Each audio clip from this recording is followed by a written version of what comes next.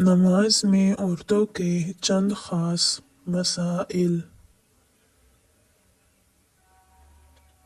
औरतों को चाहिए कि तकबीर तहरीमा के वक़्त मर्दों की तरह खानों तक हाथ ना उठाएं, बल्कि सिर्फ कंधों तक ही हाथ उठाकर बाएं हथेली सीने पर रख कर इसकी पीठ पर दाहिनी हथेली रखें। रुकू में ज़्यादा ना झुकें, यानी सिर्फ इस कदर के हाथ घुटनों तक पहुंच जाए।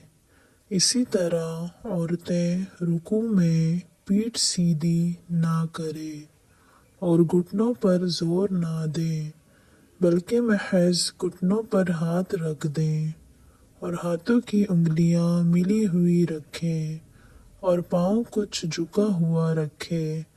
मर्दों की तरह खूब सीधा ना कर दें। औरतों को बिल्कुल सिमट कर सजदा करना चाहिए, यानी बाजुओं को करवटों से मिलाएं और पेट को रान से और रान को पिंडलियों से और पिंडलियों को ज़मीन से मिला दें। और कायदा में अत्तहियात पढ़ते वक़्त औरतें बाएं कदम पर ना बैठें। औरतें भी खड़ी होकर नमाज पढ़ें। बहुत सी जाहिल औरतें फ़र्ज़ व वाजिब और सुन्नत व नफिल सारी नमाजें बैठ कर पढ़ती हैं। ये बिल्कुल गलत तरीका है।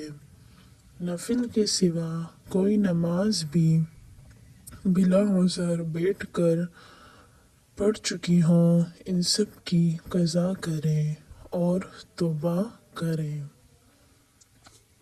मसला, औरतें मर्दों की इमामत करें ये नाजायज़ है। हरगिज़ औरत मर्दों की इमाम नहीं बन सकती और सिर्फ औरतों की जमात के औरत ही इमाम हो और औरतें ही मुक़्तदी हों, ये मकरूह तहरीमी और नाजायज़ है। मसला, औरतों पर जुम्मा और ईदैन की नमाज वाजिब नहीं। 5 वक्ता नमाजों के लिए भी औरतों का मस्जिद में जाना मना है।